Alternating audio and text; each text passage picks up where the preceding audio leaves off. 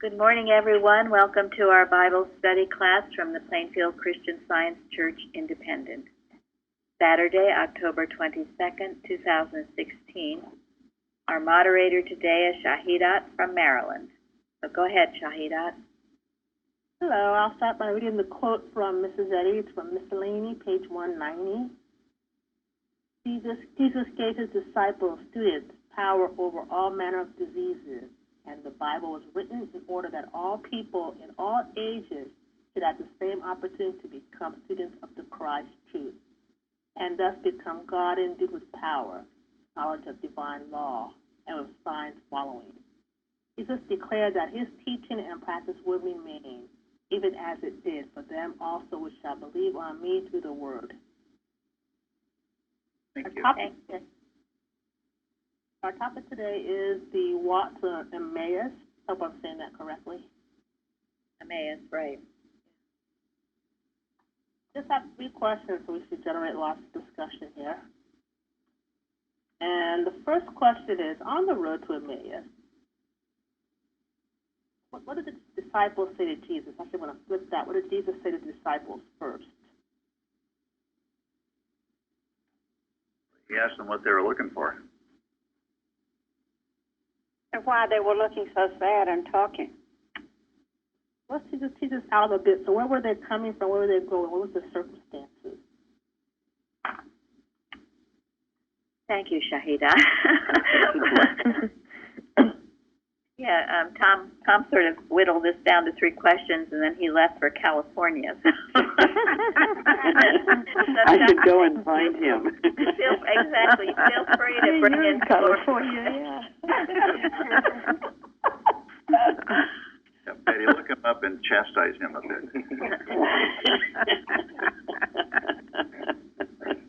He just wanted to see if we could do it on our own. Right, that's right. So, but more questions. Should we start with who were they? Who were walking? Who were the disciples? This is one of the questions Shahidat had originally. Okay, so who were the walkers? Well, they only mentioned one name. One was Cleopas. Cleopas? Yeah, one of them was. I didn't find too much about Cleopas. Did anybody else find anything about him? Know anything about him? Other than he wasn't one of the 12. No, I actually read that he was the brother of Joseph, Jesus' Yeah, I had read father. that too. Yeah, that found interesting. But, again, some of this is maybe speculation. Bruce? I was just going to say, it also gives a hint of this small group of spiritually minded thinkers. I think that he was the brother of Joseph. And it just gives you an idea of a unified group there. For me, it spoke of the fact that anybody who thought was potentially open can receive the Christ too. It came to them, not just because they were one of the 12. Oh. That's important. Yeah. Well, these were 2 guys who had been inspecting the tomb. And there were other people who had inspected the tomb. It's Mary Magdalene. There was others who had found that the tomb was now empty. Even Peter went and found that the tomb was empty. These 2 guys were walking together. Hold it. I'm not sure they were 2 guys. Oh, no. Go ahead, Florence. Could have been a man and a woman. Well, okay. and there is some evidence of that because later, or maybe it was before, it was at the crucifixion that in John 19:25 they stood by the cross of Jesus, his mother's sister Mary, or his mother's sister, and then Mary, the wife of Cleopas, and Mary Magdalene. So there's some speculation, and again it's speculation, that this other person was Cleopas's wife. She was also at the crucifixion. I stand corrected. Thank you. Now, we don't know for sure, but that's what I read. Is that what you read, Florence? Yeah, something to that effect, yes. Seems like they're quick to name the men, but not so quick to name the women. Yeah, Yes. well, just like the Gospels of the women we don't know about, the same thing. Yeah, they didn't make it. So anyway, there were two walking. I found the tomb empty, and they were walking to Emmaus. And what were they conversing amongst themselves? These two people.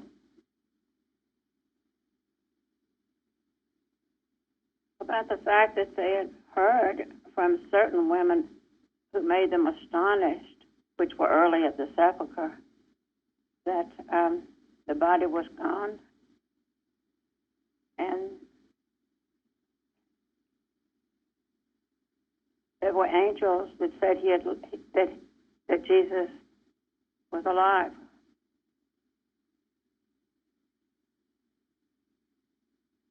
And then a stranger comes up to them, and a stranger says what?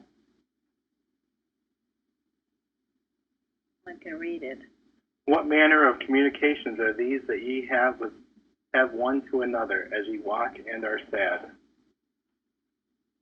Thank you, Jeremy. So the stranger was a little confused that he wanted to know more about their conversation. Right, Perhaps and he why was they were all- sad. Yeah, why they were sad is what I was going to say. And of course, since we know that it was the Christ, he probably knew exactly what was going on and what they were saying, but he was trying to get some information or get into their conversation, but I'm sure he knew what was going on exactly. Probably Didn't wanted the to question- come so he would reassure them, because I think at this time all of them were wondering what's going on. Has this is what he said really happened? And questions seemed thought. So I read that some of them they went different ways. Aside from those who remained together, some went like twos or threes together, wondering what has happened. So a lot of doubting and They're questioning. talking among themselves, You can only imagine, and this is a very holy, and that this whole conversation is we are on our knees to this one, because the walk to Emmaus was quite something. And you can only imagine. I mean, and we should imagine. We should be there. And I know when Fairley reads it tomorrow, she always puts us in the place. We should be there and have all of these things being renewed in our thought as to the risen Christ. Now, why was it interesting that they would even wonder if the Christ was risen or be unbelieving about it? Probably had different expectations. They, according to Matthew Henry, which makes a lot of sense, that they were looking for a human king almost come forth, and when they hadn't seen that by the third day, and I was kind of thinking that at least those two were kind of scattering. They expected didn't happen, so they thought that they had mistaken possibly Jesus for being the Messiah. No, they said they expected him to be the one that would redeem Israel. And then they were sad because it didn't come around, like Mike said, according to their expectations. So I think it was a misunderstanding exactly what the redemption of Israel would be. Be like the restoration of a human organization that would be ruling with, like might think of that might be, but it's something else. It's the ruling of the Christ in your heart. Jesus was our way shower for that purpose. Yeah, it was the redemption of sin, disease, and death. But they were looking to be delivered out of Rome. They were looking for a political leader as well. So can you see, despite all the fact that these disciples witnessed Jesus' healings, they were directly taught by Jesus, but what was their thought really? Human. Human and dull, doubting, dull. So Christ said, "Oh, fools, and slow of heart to believe." Yes, and you know, it is in the Bible that where he states he would be dead and be raised from the dead in 3 days. It was in there, and I read it said even the chief priests and the Pharisees, when they came to Pilate, remembered Jesus saying, "In 3 days I will rise again." But the disciples didn't remember. And he referred to it more than once. He said it more than once. He did. So I think it's so interesting that even the Pharisees and priests remembered it, but the disciples They prepared for it too. They put all kinds of guards and things to prepare for it. Yeah, and remember what else was going on here. The disciples of Jesus were being hunted by the Romans. I mean, their lives were in danger. They had just seen their Savior crucified. And there was and Peter had denied him. Peter was scared to death. They were all frightened Yeah. for their lives. And then They when were overcome. I'm sorry. and then when the Romans found out that his body was no longer there and that the stone had been rolled away, they made up stories. They made up something to broadcast to the people as to what had actually happened, because they didn't want people to actually believe that Jesus could come back from the dead. They feared that more than anything, the Romans. So there was a lot of propaganda going on here.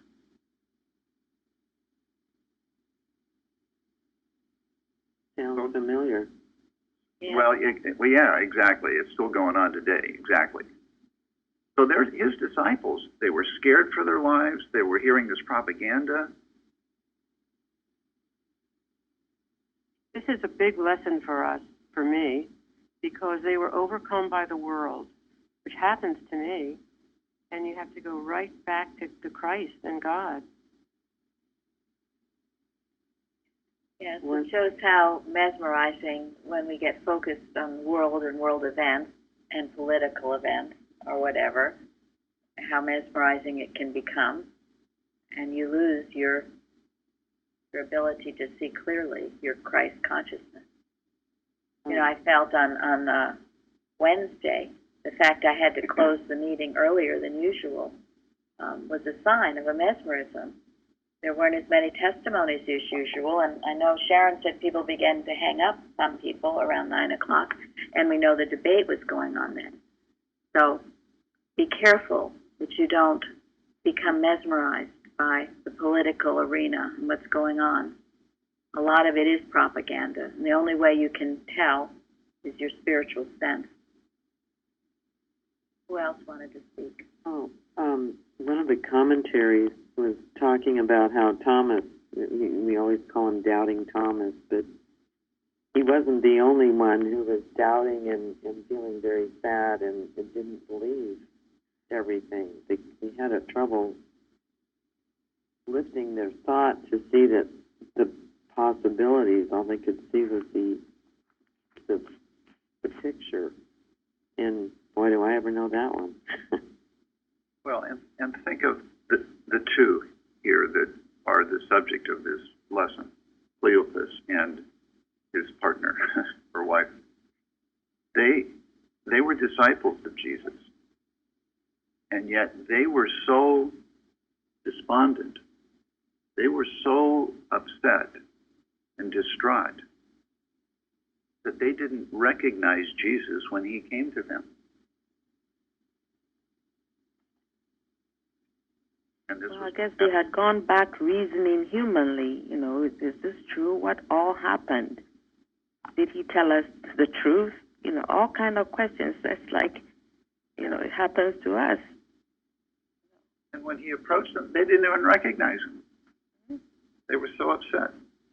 It shows that how that can work, because when you're upset like that and in that human state of sorrow and anguish and fear, you don't see what's right before you. You don't see the Christ right before you.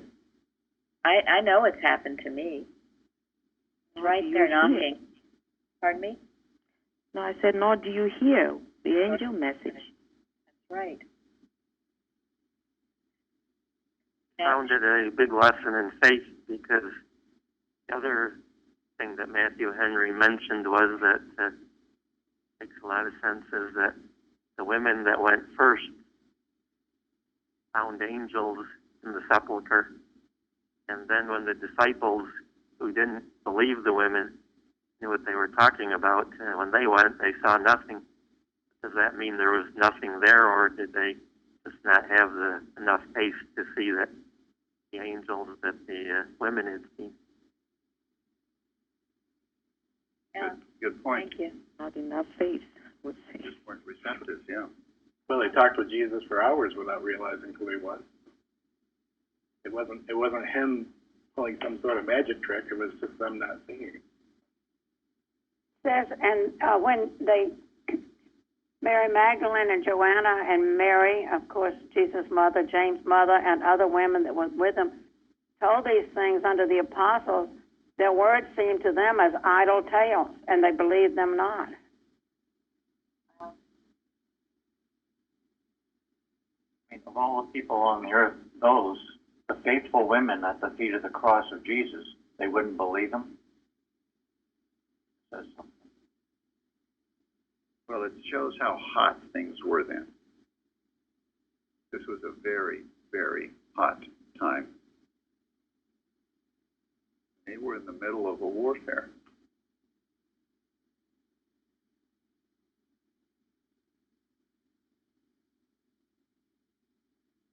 Really good to ask ourselves, where would we be in this picture? And where are we now? Do we recognize and see the Christ? Are we so bogged down in our human thinking, so bogged down in our fears and worries and insecurities? Because you're blocking the Christ out. It's always with It's interesting, we say, oh, well, he said it many times, but how many times does the Bible tell us not to be afraid? And we're still afraid. We just question. I remember someone once counted that, and it's a lot of times that we're told, fear not. Now, Shahida started asking about the circumstances, where's Emmaus and all that, and I think it's well to at least briefly talk about that. Where were they coming from and where were they going? These. Cleopas at this point. Yes. Where was Emmaus? Towards Galilee, I believe. I think they had a couple of locations, but the one that they think might be the closest was about 8 miles out from Jerusalem. Well, that's the one I found, yeah. 2-hour walk. Yes. It was 2-hour walk from. 2-hour walk. And those are little important details. I found that too. A little town 8 miles from Jerusalem. A good 2-hour walk, and a walk that was rocky and hilly, and not a walk in the park. Yeah, not a walk in the park, but a 2-hour walk. For They had a lot to talk to this gentleman who they didn't recognize. Pardon me, what was that? What did you say? They had a long time to talk to this man they didn't recognize. Oh, yes, thank you. Right, they did.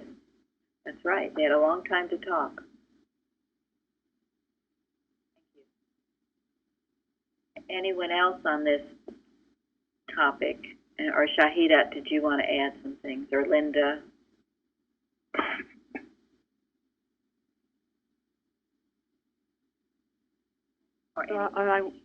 I wanted to say that then there's something that really saved them, according to one thing I read, that they invited this stranger then when they got to some place to rest, that they invited him to eat with them, to come and, in other words, they were offering hospitality, and that's something that we have to remember.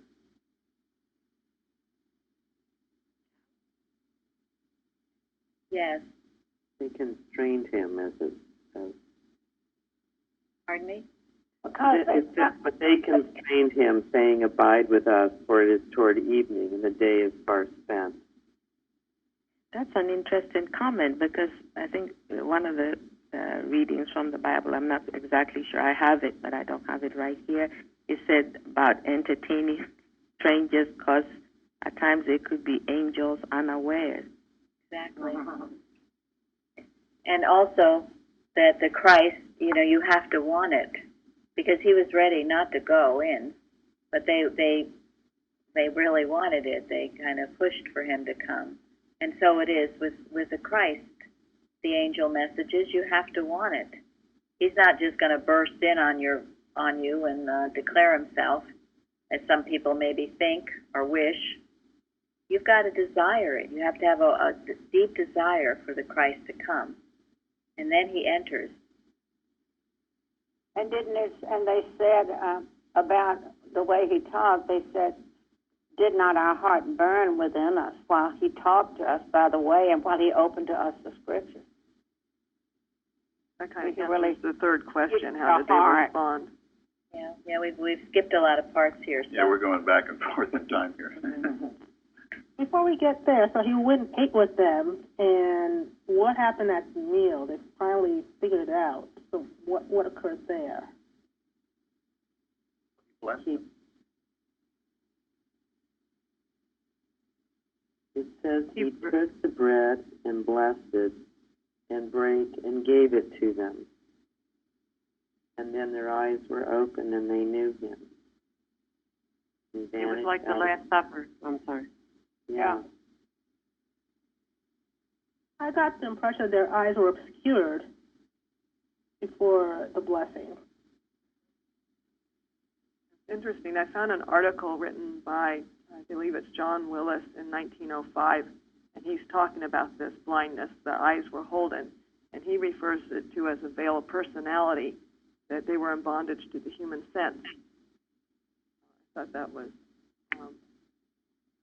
an interesting concept to also think about. And one of the things Shadi had mentioned was if they had heard the tomb was empty and this man is talking to him, how did it not even begin to occur to them then?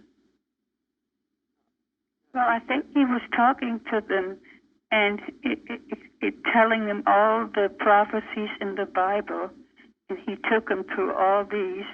And then afterwards they said, did not our hearts burn within us? That there was something familiar about him.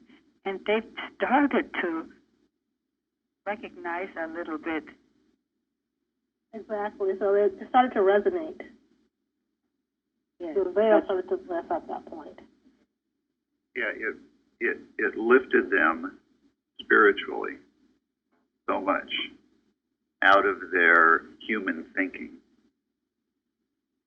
that it opened their eyes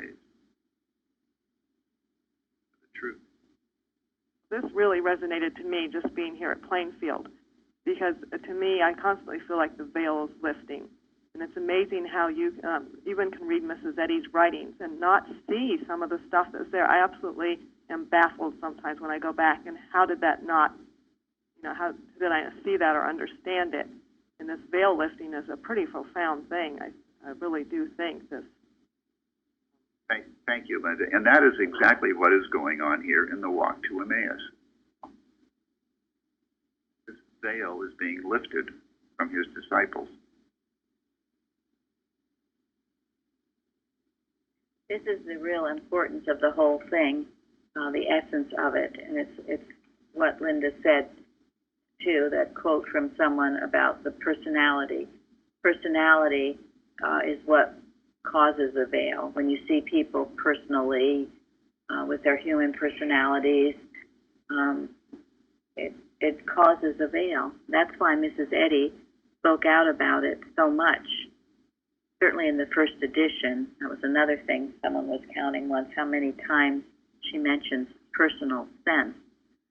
And personal sense is actually, it involves sin, disease, and death. It's what gives sin, disease, and death its seeming existence, because it's a personality apart from God.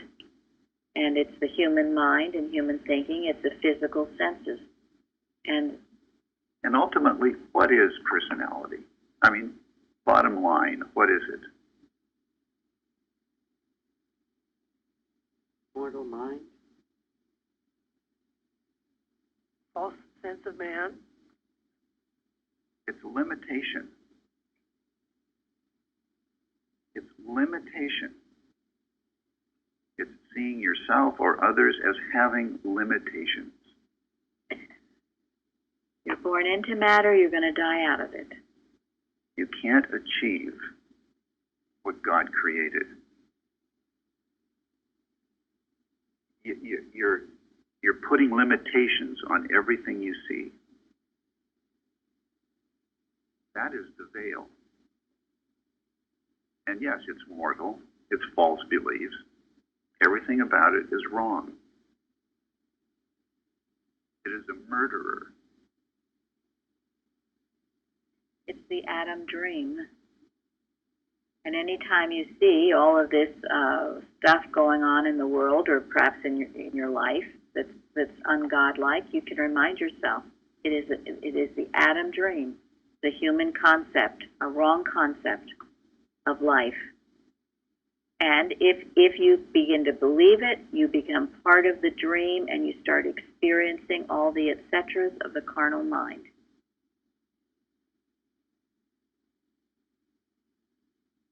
Now, that's not the truth about any of it. And how do you get out of it? I think this leads perfectly into the question about Jesus, what he did with them, which was expounded on the scriptures. Thank you.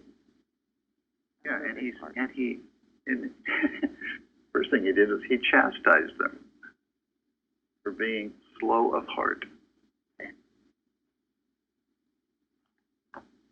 He was talking about the scriptures about himself, how it was pointed out over and over through the years, the Christ. As old fools and slow of heart to believe that all of the prophets have spoken. Thank you. So he, like, and they needed that. They needed that rebuke. And so why again? How do you get out of the Adam dream? How do you get out of this mesmeric thinking? Wake up, whatever it takes to wake you up. Thank you. Thank you. That's what I was looking for. You wake up. And Mrs. Eddy says you get someone to either laugh, cry, or get angry. That's what a rebuke is for. And the rebuke is often necessary if you're in that dreamlike state. You can't talk to it or you'll become part of the dream. So he rebuked it. They needed rebuking. They were sound asleep. We talked about, it seemed like the Pharisees and the priests were more awake than they were. Okay, so we don't know for sure all that he said, but what do we think he said when he expounded on the scriptures? Some of the things, most likely. Bruce? I think he explained that this is the purpose that he came here for, to fulfill this prophecy in Scripture. He knew the scriptures. He knew the prophecies. I mean, Moses prophesied. It's in Isaiah, big time. And he knew how he fulfilled them. Yeah. So it was a wakening up process because they were supposed to have known the scriptures, but it was like Linda said, you know, you can read. And I could say the same thing. I used to read Science and Health. It didn't make any sense to me, frankly. The veil was there, as well as Bible stories. There was a veil over it. I didn't understand it. It seemed like nice talk, but I didn't get it. What does it take to understand it?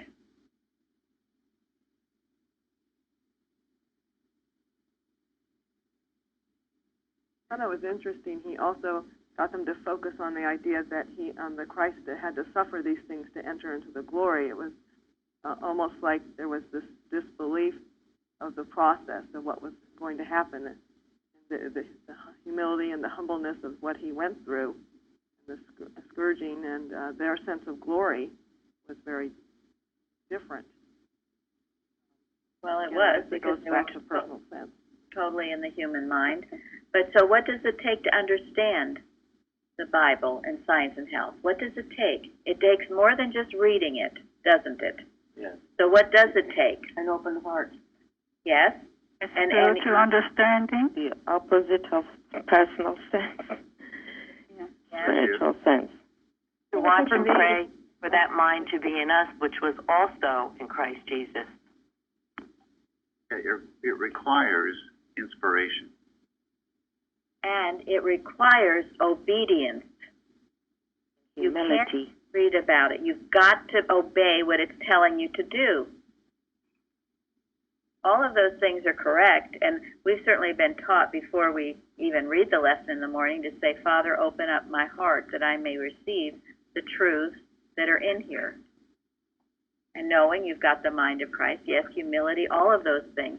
But then it's obedience. You will not understand it unless you start to obey it. And that is why Linda is finding it, she's seeing things she never saw before, because she's actually obeying and doing the things that the Bible or Science and Health is instructing us to do.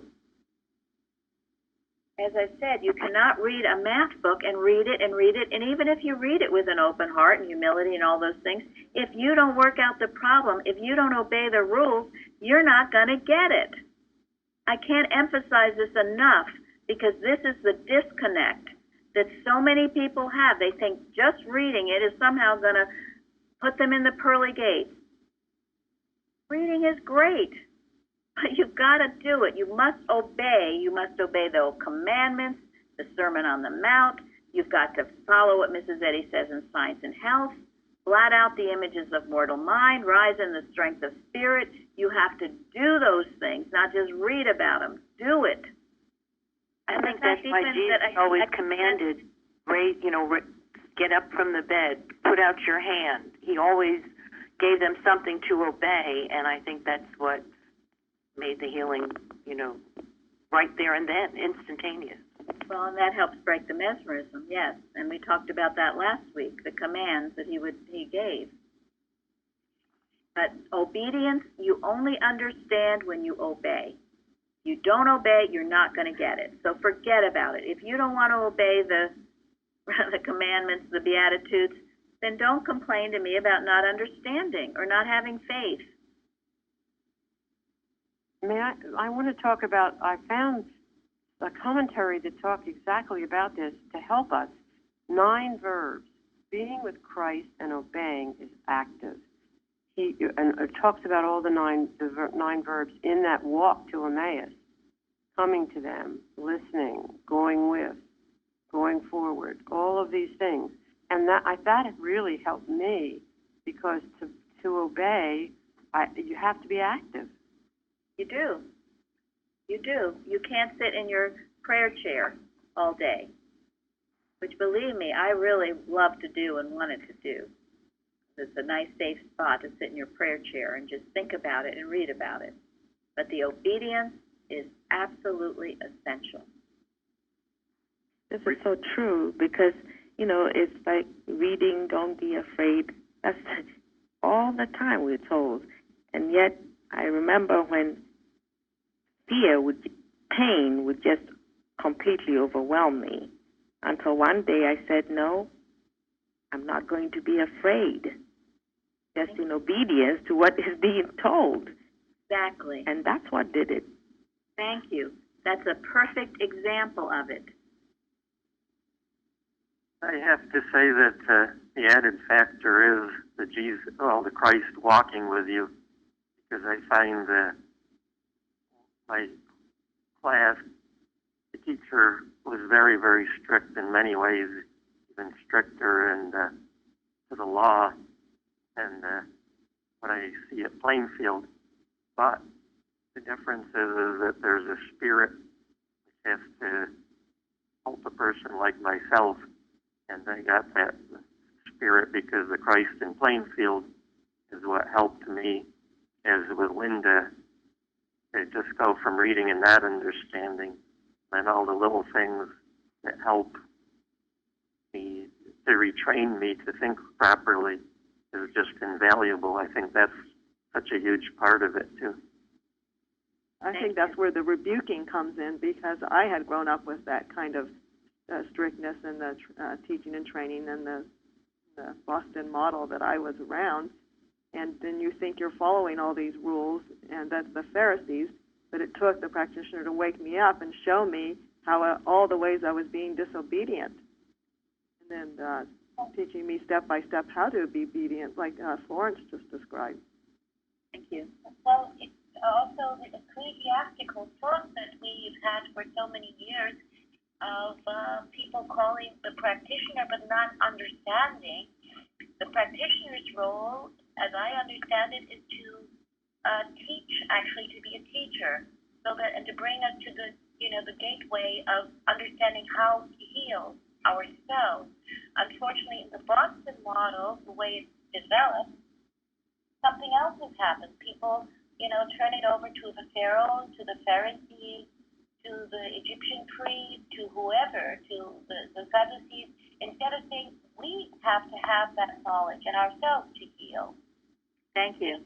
And this is what I think that is the difference, and this is why people, when they look at Christian Science or have been Christian Scientists, say, I want nothing to do with this. It's because they think about the time they read a Science and Health, and it was like learning a language they could not understand. Nobody made it proactive or active for them. Thank you. That's exactly right. And I remember feeling that way. And I remember Mrs. Evans, when I called her, the difference was astounding, because she gave me things to work with. She expected me to testify. She expected me to love my brother as myself. She expected me to get my, to church every week. And I was asked to do things. And I couldn't believe it. No one had ever asked me to do anything. And she used to quote, and I don't know who the practitioner was, but the practitioner, a bogus practitioner, she would be called, and she would tell the patient, sit back and enjoy the luxury of a Christian Science treatment. Now, that's exactly what you don't do. That practitioner didn't have very many patients, and nobody was healed. Well, that's almost New Age. I mean, when you say to somebody, sit back and just, that's like listening to Eckhart Tolle. Sorry. Right. And that was a Thank you. That was a listed practitioner in the journal. I can well imagine it. I know such people. Mm-hmm. No fear of Today Boston is a business entity. I don't know if anybody else gets any message. I periodically get an email, and they tell about how they rented out another one of the buildings that Mrs. Eddy provided us with. Yes, I read that as well. Well, yes, and it doesn't help other than to recognize that that's not Christian Science. And I was greatly helped. I was reading in Crow's work somewhere, but Mrs. Eddy has said that to learn this metaphysics, it isn't all that easy. There is a simplicity to it about it that's true, but you need this help. This is why we do these classes, Saturday and Sunday, and why we keep at it. I think of all the years I've been working at it, to break this mist of the Adam dream is continually working and being awake and alert. So, and I'm so encouraged when I hear something like Linda saying all of these statements now, or not all of them, but some of them they're unfolding to her. They make sense to her. That, oh yeah, I get it now. This is an exciting thing we're doing. The textbook is exciting. The Bible is exciting. This is what it means to have it burn within you. It should be burning within you. This is exciting. This is your life, the life of future generations. The human mind just wants to do everything now, and then it gets done, and they don't want to work at it. But this is a step-by-step building process. Progression and probation and progression. Thank you. Yeah. But it's a scientific, creative way of healing, where you begin to understand how to think differently. And this is what I think gives Linda or all of us a bit of a charge to see differently. And this is not what's been going on for some time. This is what Mrs. Eddy had so that she could spontaneously heal, because her thoughts was not in the human story playing around. Yes, and that's what does it. And as Mike was saying, and it's not just the law, it's got to be the inspiration and the love, the combination. And the letter without the spirit is nothing. What makes my heart burn within me is that Plainfield has resurrected the watches, the unity watches. I mean, independent and, together. That is a great step for me. You're absolutely right. And yes, it is true, because even Gilbert Carpenter said that in Mrs. Eddy's home, why the watches were so important is that the ultimate of the entire teaching of Christian Science is to restore to man his consciousness of divine mind as his only mind. Thank you. Thank you, Florence. Thank you so much. And you and people are telling me, and you will find it, when you conscientiously do these watches, individually and our Unity Watch, they change your life, because you're learning how to work in the truth, you're learning how to give treatments, and you're working for the world. And when you work for the world, whatever holds human thought in line with unself-love receives directly the divine power. Mary Baker Eddy. So the fact that you can see this, and we have this faithful group that joins us every time we have a Unity Watch, and there are some of you faithfully fulfilling your individual watches. There is no greater work than you can ever do. I don't care what your position is humanly. I don't care if you're president of the world. Nothing is more important than these watches and you doing them. And don't let Era ever think that that's not true or that you don't need to do them, because that's just what Era would like you to do. I just wanted to say about the watches and Florence saying about fear not. The watches have done the most for me to get rid of fear, and I'm very grateful for that. If something comes up that I feel fearful about now, I just know, okay, the watch, and by Thank the end you. of it, it's gone. Yes. And that's the obedience. That's the obedience. So you hear something on the news that's really disturbing. Before I just hear it and I do nothing about it. You do a watch about it. That's obeying it. Then the fear goes. Then you understand more of the Bible, fear not. Then you understand more of science and health, because you are obeying it. When you get up and testify on Wednesdays, even though Eric tells you not to, or you have nothing to say, or you did it last week, when you do that and you're obedient to that command, you rise up higher. You understand?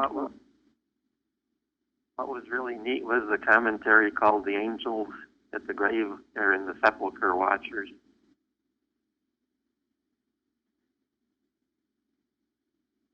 What was that? The commentary called "The Angels at the Sepulchre Watchers." Angels are watchers. Oh, okay. Yeah. Angel thoughts? And when you love mankind genuinely, you will do a good watch. And you will not miss your watch. And you will handle the fear. And you will bless all mankind, as well as yourself. And I love this part again, Gilbert Carpenter, talking about he didn't know what he was going to do when he was in Mrs. Eddy's home if he got ill. I don't know, I'm sure people have read it too.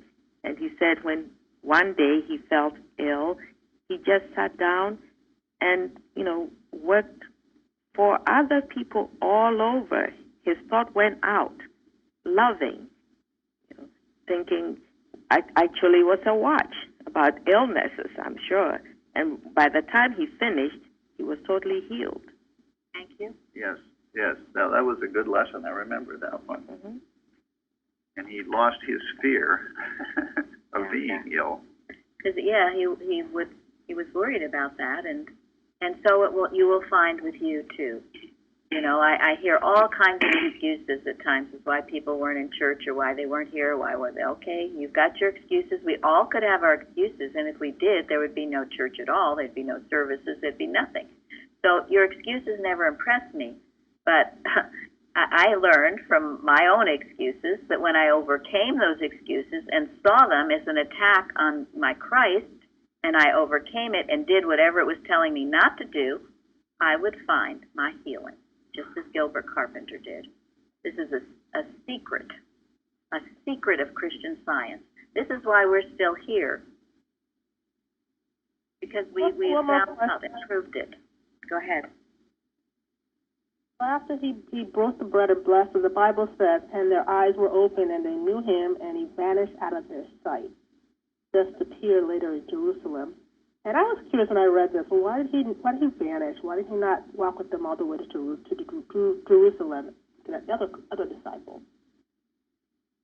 Why did he need to walk with them is my question. I think that he was, they were awakened to seeing him. They had to take steps alone, Sometimes we have to, and that's why I think that he had to vanish so that they could see that they were not holding on to a human sense of Jesus, but understanding more the spiritual sense of what Jesus is.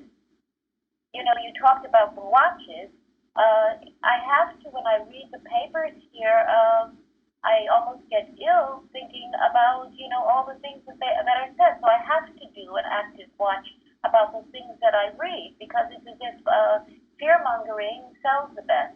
Thank you. That's exactly right, Sarah. And that was the perfect answer to Shahida's question. Yes, because he had accomplished his purpose.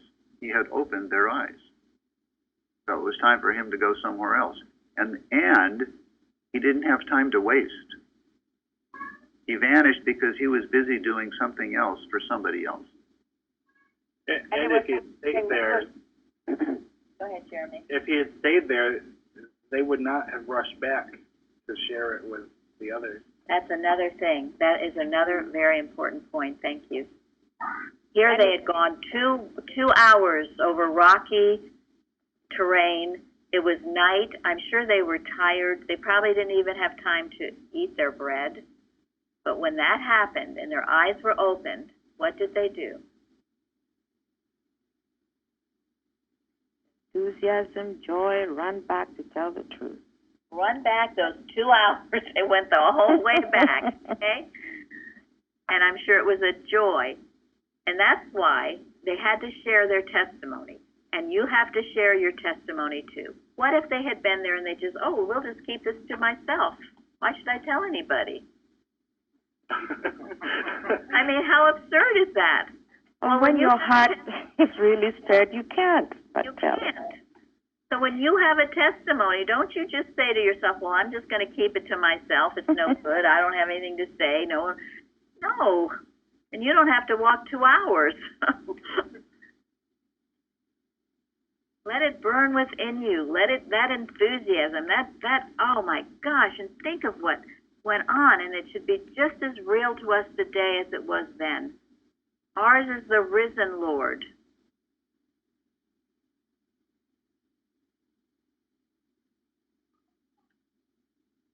I read in Matthew Henry, where, speaking of the Old Testament, that he said a golden thread of gospel grace runs through the whole web of the Old Testament, and that is the prophecy of the Christ coming.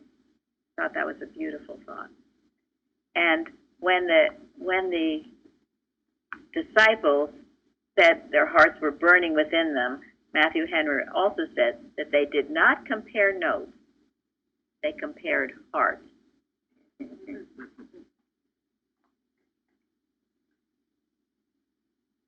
Bruce, you want to say something? That was precious. Okay. It wasn't an intellectual thing. It was the heart and Christ speaking to the heart. Yes. That was all there was to compare. What do you feel in your heart? In fact, also we talked about earlier about reading Science and Health and getting it, getting a feel for it, not just a knowledge of the words, but getting a feel for the message. That's the Christ entering into the heart and speaking. Thank you. I like that, because if you think about something intellectually, you can also think of a loophole why you don't have to do it. But there are loopholes with your heart. So I Yes. never thought of that before, so thank you. And you know, sometimes we get nitpicking over, oh, was that an exact quote from Mrs. Eddy in some of these unauthorized literature. I know it was questioned about the article place. Someone wrote us and said that the BOD had said that's not an article by Mrs. Eddy. Well, it's in the Richard Oakes book, and everything that he wrote was tested, okay? And I would much rather trust Richard Oakes than what the BOD has to say. So when Gary read it, he said it's attributed to Mary Baker Eddy. Maybe every single word wasn't exactly what she said, but the heart and soul of that article is quite obvious. And this is how we test things. When you write an article, is it your heart and soul in it, or is it just a bunch of words? I mean, as I've said, Carol, when she's done with The Liberator, she either loves it or she doesn't. And if she doesn't love it, it doesn't go through. We wait longer until we all love it. It has to have the heart and soul, not just the letter. That's how you test, by the heart and soul. Another thing Matthew Henry wrote was, it is a duty to those whom Christ has manifested himself to let others know what he has done. Therefore, my friends, we should never have silence at a Wednesday meeting. Never. Just fine if we go over, but to end early is not acceptable if your heart is burning with the truth. And you don't have to get up and say some long spiel. You just have to say some heartfelt sentence or two of how truth has touched you and healed you. And everything that's heartfelt, however brief it may be, it speaks to other hearts. That's the purpose of our Wednesday meeting, to feed the heart. It's a very high calling. We don't know to the extent of our listening audience, but we do know that what goes out feeds the hungering heart. We do know Wednesday there were 94 people listening. 94. Many times, I mean, today there are people listening. We don't know who they are, and we're so grateful you've joined us. So we have a duty and a responsibility to bless and to give back from our heart's rich overflow. You might not think that they're not that many. My goodness, if you looked at how many were in our church, well, we would all be depressed. But we're not, because we know that there are many listening. And so remember that, and don't hold back. You feel far from depressed when you go to that church, regardless of the numbers. I'll tell you that, though. Thank you very much, Linda. And that's true. That. Yeah, that's true. No, it's a very joyful place. But and when Linda comes, she adds to the joy. She and does. We're also thankful for it. And Shardy, too. Anyone who comes. All of you Yeah, who whenever come. you come. We're also grateful to see you. There was one other thing I read which I thought was important, and it talks about the three openings. Jesus saw how dull and closed off they were, the veil that was cast. So first he opened the scripture to them. He explained it, expounded, opened it so their hearts burned within. That caused them to have their eyes opened, and they saw the Christ, which they couldn't see before. And that caused them to have their understanding opened. Mrs. Eddy has said about this resurrection, what did it do for these disciples? They made them truly understand for the first time, really. Absolutely. Caused them to glimpse infinite possibilities. Thank you. Mrs. Eddy says that in the lesson. Mm-hmm. Cause them to get out of their limitation thinking. That's what Gary said, the personal sense, the limited sense of things. All things are possible to God. Just imagine yourself, Christ, in the tomb, 3 days, seeing him, that horrible crucifixion, and then seeing him walking amongst us. And let that spirit that holiness, that holy time of that time and place remain within you so that you too have limitless possibilities. Limitless. God's will for us. God's will for us. There's abundance, right? Yes. And so often I choose limitation, and now I know that's being disobedient. That's right. That's a very perceptive statement. When Thank you accept limitation, you are being disobedient to God. And when I think that my testimony isn't good enough, so I'm not going to make one. This Wednesday, I better get up there. Thank you. We'll be waiting. Oops, we have a baby on our we will. A Yes. newborn.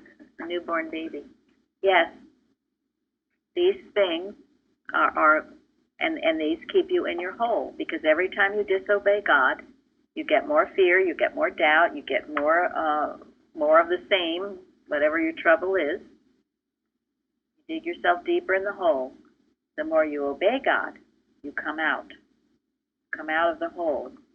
And even if you get up and say something stupid, at least you've done something, and you'll learn. I mean, my son loves to remind me of all the stupid testimonies I gave, and I gave some. But there's always something there. I just think sometimes we underestimate what little blessing it could bring to somebody. It's absolutely... Exactly. No, you're absolutely right, Linda. I'm always encouraged sometimes later to hear, something, a testimony that someone gave and how it blessed them and remained with them and helped them. What better thing do you have to do on Wednesday night than to share this truth with others? You can think of something, I'd be interested. And on our weekends too. And God bless you all, because I know how faithful you all are, those of you here and out there. God is blessing you. So, with those three openings, first, the opening of the scripture, the opening of your eyes, the opening of your understanding. This commentary said these are the great blessings we should all desire of the resurrected Lord. Let it work in you. Let it open the scriptures. This is why we do the Bible study. Let it open that scripture to you. Let it open your eyes so you're aware of the Christ and the unlimited possibilities that are available to you and to everyone. And then let it open your understanding so that you can really grasp the meaning of science and health and the Bible. All of this comes about with your obedience. That's how you build your house on the rock instead of the sand. Shahida, anything you want to add or tell us, or anyone who wants to add? Or you did it, girl. You did it. 3 questions. She did awesome. You were awesome, yes. Yes, you were. Good job. Thank you, Shadi. Thank you all. Thank you. Thank you so much. Thank you. Thank you. Thank you. Thank you. Beautiful. Thanks, everybody. Bye-bye. Bye-bye.